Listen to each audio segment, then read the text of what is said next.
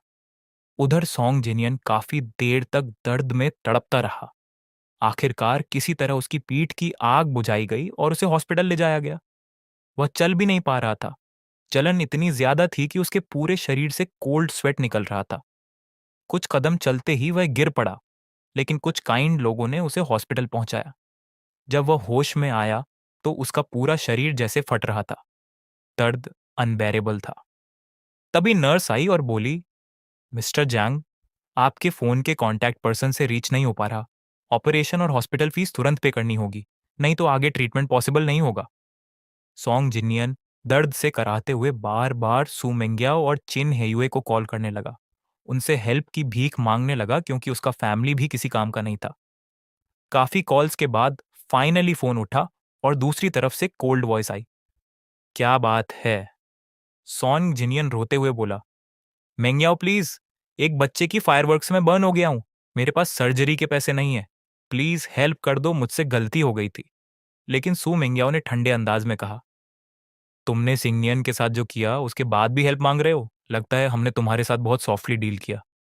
चिन हेयुए ने भी सख्ती से कहा, तुमने सिंगनियन को हर्ट किया है, अब तुम्हें उसका 100 टाइम्स प्राइस देना होगा। कॉल कट हो गया और सॉन्ग जिनियन की आखिरी उम्मीद भी खत्म हो गई। मजबूरी में उसने अपनी सारी सेविंग्स लगाकर सर्जरी करवाई, लेकिन पैसे कम होने की वजह से वह पूरी तरह ठीक नहीं हो पाया। उधर सू मेंग्याओ और चिन हेयुए ने री एजुकेशन क्लास के लिए अप्लाई कर दिया और देखते ही देखते उनकी बातें पूरे हुआदा कैंपस में फैल गईं। लोग डिस्कस करने लगे कि उन्होंने फर्स्ट डे ही कन्फेशन किया, लेकिन जिसको किया वो इस कॉलेज में था ही नहीं। कुछ लोगों ने सॉन्ग जिनियन की सच्चाई भी रिवील कर दी, लेकिन वह हॉस्पिटल में था इसलिए उसे कुछ पता नहीं था।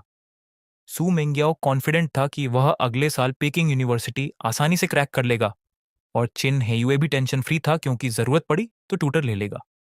दोनों फाइनली पेकिंग यूनिवर्सिटी पहुंच गए।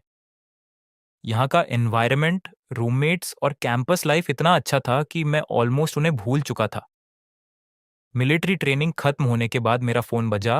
रूममेट्स मजाक करते हुए बोले, वो ब्यूटीफुल गर्ल फिर कॉल कर रही है, कब ऑफिशियल कपल बनोगे?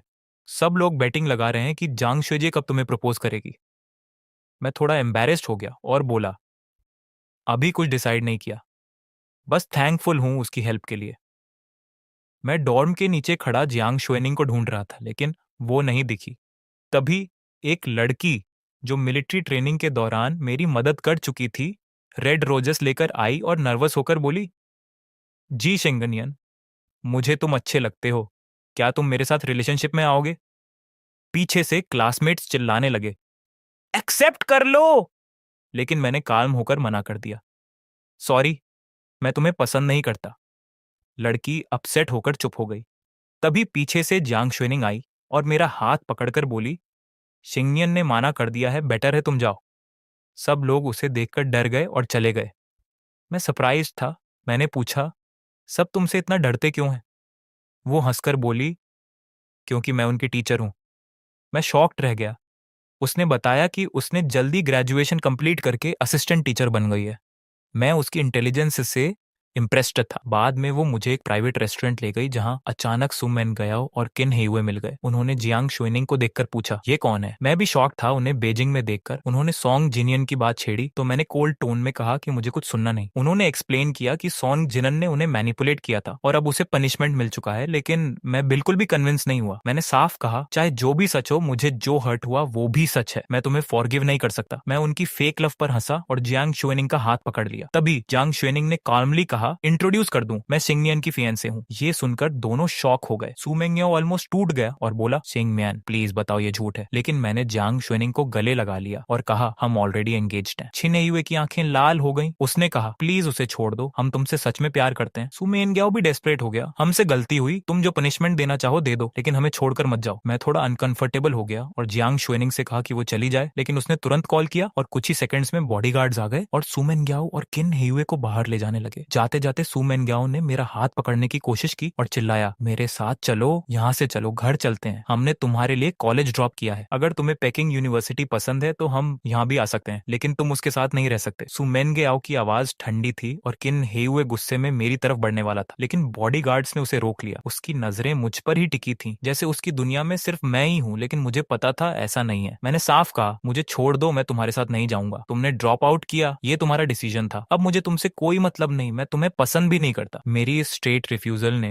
उनका दिल तोड़ दिया। जियांग शुएनिंग ने मेरा हाथ पकड़ा और मुझे अंदर ले गई। उसकी सॉफ्ट वॉइस ने मुझे काम कर दिया। हम दोनों टेबल पर क्वाइटली खाना खाने लगे। हमारी पसंद काफी मैच करती थी। वह मेरा ध्यान रख रही थी, मुझे खाना सर्व कर रही थी, टी डाल रही थी। फिर उसने धीरे से कहा, तुम्हारे लिप्स पे थोड़ा डर्ट है, मैं साफ कर देती हूँ, और उसने हल्के से टच किया। मैं थोड़ा फ्रीज हो गया। उधर कॉर्नर में बैठे सू मेंग्याओ और चिन हेयुए ये सब देख रहे थे। उनकी आंखें लाल हो चुकी थी। जेलसी और एंगर साफ दिख रहा था। उन्हें लग रहा था जैसे हम दोनों क्लोज हैं और वो कंट्रोल खोते जा रहे थे। कुछ देर बाद उन्हें वापस कैपिटल सिटी भेज दिया गया और जाते जाते वार्निंग दी गई कि फिर डिस्टर्ब मत करना। चिन हेयुए घर पहुंचते ही बंद कर दिया गया। उसके फादर ने उसे थप्पड़ मारकर डांटा कि उसने फैमिली की रेपुटेशन खराब कर दी है, लेकिन चिन हेयुए ने हार नहीं मानी। उसने कहा कि वो सिंगमिन को नहीं छोड़ेगा और एंसेस्ट्रल हॉल में घुटनों के बल बैठ गया। थोड़ी देर बाद सू मेंग्याओ उसकी मदद से उसे वहां से निकाल कर भाग गया। दोनों ने मिलकर पुराने मेमोरीज ढूंढे, फोटोज, डायरी, गिफ्ट, सब कुछ जो उनके और मेरे बीच था। उन्हें लगा कि शायद शायद मैं सॉफ्ट हूँ और एक दिन उन्हें फॉरगिव कर दूंगा। आखिरकार दोनों ने डिसाइड किया कि अब वो कोऑपरेट करेंगे ताकि मुझे वापस पा सकें, क्योंकि अब उनका कॉमन एनिमी जियांग शुएनिंग थी। कुछ ही दिनों में उन्होंने सारे मेमोरीज कलेक्ट करके एक प्लान बनाया और नॉर्थ सिटी पहुंच गए। उधर मैं लाइब्रेरी में जियांग शुएनिंग के साथ पढ़ाई कर रहा था। उसकी इंटेलिजेंस और अंडरस्टैंडिंग इतनी स्ट्रांग थी कि मैं रोज उसके साथ स्टडी करने लगा। हम दोनों के बीच अंडरस्टैंडिंग बढ़ती जा रही थी। लेकिन ये सब देखकर सू मेंगयाओ और चिन हेयुए ऑलमोस्ट क्रेजी हो गए। उन्होंने लाइब्रेरी के बाहर एक ह्यूज वुडन कासल जैसा सेटअप बनाया, कैंडल्स, फ्लावर्स और गिफ्ट्स से डेकोरेट किया। सब कुछ ड्रीमी लग रहा था। दोनों ने अच्छे से ड्रेसअप किया और हाथ में फ्लावर्स लेकर वेट करने लगे। काफी देर बाद भी जब मैं नहीं आया तो चिन हेयुए ने जोर से चिल्लाकर कन्फेशन किया, जी सिंगमिन, इस बार मैं अपना प्रॉमिस पूरा कर रहा हूँ, तुम मेरी कन्फेशन मिस नहीं कर सकते। फिर सू मेंगयाओ ने कहा, तुमने कहा था कि हम दोनों में से एक को चूज करोगे, अब टाइम आ गया है। क्राउड इकट्ठा हो गया, लेकिन ऊपर स्टाफ ने पुलिस को कॉल कर दिया क्योंकि फायर हैजर्ड था। जियांग शुएनिंग ने भी टीचर्स को इन्फॉर्म किया और वाटर ट्रक बुला लिया। मैं नीचे आया और उनके सामने खड़ा होकर कामली कहा, याद है उस रात मैंने सच बताया था? मैंने कहा था कि मैं दो चीजें छोड़ दूंगा और वो हो तुम दोनों। चाहे कितनी बार मौका मिले मैं तुम्हें चूज नहीं करूंगा। इतना कहते ही वाटर ट्रक का पानी आया और सारी कैंडल्स बुझ गईं। पूरा सेटअप खराब हो गया, फ्लावर्स बह गए, गिफ्ट्स भीग गए। सू मेंगयाओ और चिन हेयुए पूरी तरह भीग गए। उनका ड्रीम प्रपोजल सीन मेस बन गया। सू मेंगयाओ की आवाज कांप रही थी, सिंगमेन प्लीज एक चांस और दे दो, मैंने तुम्हें सालों से प्यार किया है, ये सब प्रूफ है। चिन हेयुए ने भी कहा, तुम हमें चूज मत करो, बस जियांग शुएनिंग को छोड़ दो, हम दोनों मिलकर तुम्हें प्यार करेंगे। उनकी बातें सुनकर मुझे बस अजीब लगा। मैंने कोल्डली कहा, क्या तुम लोग पागल हो? मेरे दिल में जो भी था तुमने खुद खत्म कर दी। अब ना मैं तुम्हें फॉरगिव कर सकता हूँ ना तुम्हारे साथ रह सकता हूँ, बस ये सब छोड़ दो। इतना कहकर मैं मुड़ गया और चला गया। पीछे चिन हेयुए का चेहरा पूरी तरह पेल पड़ चुका था, जैसे उसे फिर से सबके सामने रिजेक्ट कर दिया गया हो। मैं अब और सहन नहीं कर पा रहा था। चिन हेयुए सीधे मेरी तरफ बढ़ा, लेकिन मैंने एक कदम पीछे ले लिया और वो गिर पड़ा। मेरी इस कोल्ड रिएक्शन ने उसके दिल को पूरी तरह तोड़ दिया, यहाँ तक कि सू मेंगयाओ भी अंदर से हिल गया। मैंने आखिरी बार दोनों से कहा, सू मेंगयाओ, किन हेयू, अब कभी मेरे पास मत आना, मैं सब कुछ छोड़ चुका हूँ। तुम मेरे लिए बस पास्ट के लोग हो। मैं किसी और से शादी कर सकता हूँ, लेकिन वो कभी तुम नहीं होगे। इतना कहकर मैं बिना पीछे देखे चला गया। सू मेंगयाओ मुझे जाते हुए देखता रहा और पीछे आने की कोशिश की, लेकिन तभी पुलिस आ गई और पूछताछ करने लगी, ये सब किसने किया। कुछ ही देर में दोनों को पुलिस अपने साथ ले गई। मैं और जियांग शुएनिंग भी पुलिस स्टेशन गए स्टेटमेंट देने, लेकिन रास्ते में अचानक एक पुरानी वैन तेजी से पुलिस कार की तरफ आई। जियांग शुएनिंग का ड्राइवर ट्रेंड था, उसने तुरंत कार संभाल ली, लेकिन पुलिस कार सीधा हिट हो गई। अगर कोई ध्यान से देखता तो पता चलता कि वैन चला रहा आदमी सॉन्ग जिन था। उसके चेहरे पर बैंडेज थे और वो पूरी तरह पागल हो चुका था। वो जीना नहीं चाहता था, वो मेरे साथ मरना चाहता था। पैसे खत्म हो चुके थे, सर्जरी भी ठीक से नहीं हुई और वो अपनी हालत एक्सेप्ट नहीं कर पा रहा था। वादा लौटने पर लोगों की नजरों ने उसे और तोड़ दिया। आखिर उसने सब कुछ खत्म करने का फैसला किया, लेकिन उसे ये नहीं पता था कि पुलिस कार में मैं नहीं बल्कि सू मेंगयाओ और किन हेयुए बैठे हैं। टक्कर इतनी जोरदार थी कि कार का पिछला हिस्सा टूट गया, ग्लास बिखर गया और तीनों बेहोश हो गए। सॉन्ग जिनियन भी वहीं अनकॉन्शियस हो गया। एम्बुलेंस और पुलिस की आवाज गूंजने लगी। मैं भी घबरा गया और जियांग शुएनिंग को संभाला। बाद में हॉस्पिटल में पता चला कि किन हेयू को हल्की चोट आई, लेकिन उसकी एक टांग टूट गई। सू मेंगयाओ के सिर में ग्लास घुस गया था, जिससे ब्रेन पर असर पड़ा और सॉन्ग जिन को कॉन्क्यूशन और दोनों टांगों में चोट लगी। क्विन हेयुए होश में आया तो उसने मुझसे मिलने से मना कर दिया और कहा कि अब वो मेरे लायक नहीं है, लेकिन वो मुझे कभी छोड़ेगा नहीं। सू मेंगयाओ की हालत और खराब थी, उसे मेमोरी और सोचने में दिक्कत होने लगी और उसने मुझसे मिलने से भी मना कर दिया। ये सब देखकर मुझे गिल्ट हुआ, लेकिन मैं चुपचाप वहां से चला गया। अंदर ही अंदर सू मेंगयाओ टूट चुका था। वो प्रिटेंड कर रहा था कि उसे कुछ याद नहीं, लेकिन असल में वो दर्द सह नहीं पा रहा था। दोनों ने डिसाइड किया कि वो मुझसे दूर रहेंगे और अपने तरीके से अपोलोजाइज करेंगे, शायद फ्यूचर में फिर चांस मिले। लेकिन इंजरीज की वजह से वो एग्जाम भी मिस कर गए। अगले साल क्विन हेयुए पेकिंग यूनिवर्सिटी में आ गया, लेकिन सू मेंगयाओ किसी और यूनिवर्सिटी में गया। टाइम बीतता गया और एक दिन किन हेयुए मुझे ढूंढते हुए कैंपस आया। तभी किसी स्टूडेंट ने कैजुअली बता दिया कि आज मेरी शादी है। ये सुनकर वो शॉक हो गया और प्लेग्राउंड की तरफ भागा, जहां सू मेंगयाओ भी आ गया। उन्होंने मुझे व्हाइट सूट में देखा और सामने जियांग शुएनिंग खड़ी थी। हम दोनों ने रिंग्स एक्सचेंज की और एक दूसरे को हक किया। सब लोग चीयर कर रहे थे। मैंने उसे उठाकर क्राउड से बाहर ले गया और पूछा, खुश हो? उसने मुस्कुराकर कहा, हाँ। उस पल सब क्लियर था कि हम दोनों एक दूसरे के लिए बने हैं। दूर खड़े सू मेंगयाओ और किन हेयुए ये सब देख रहे थे, लेकिन अब बहुत देर हो चुकी थी। वो चुपचाप अलग अलग दिशाओं में चले गए। बाद में उन्होंने सिर्फ मेरे बारे में सुना, मेरी सक्सेस, मेरे अवार्ड्स, मेरी हैप्पी मैरिड लाइफ, लेकिन कभी मुझे फिर नहीं देखा। तब उन्हें समझ आया कि मैं अब उनकी पहुंच से बहुत दूर जा चुका हूं और अब उनके लिए वापस कुछ भी पॉसिबल नहीं था।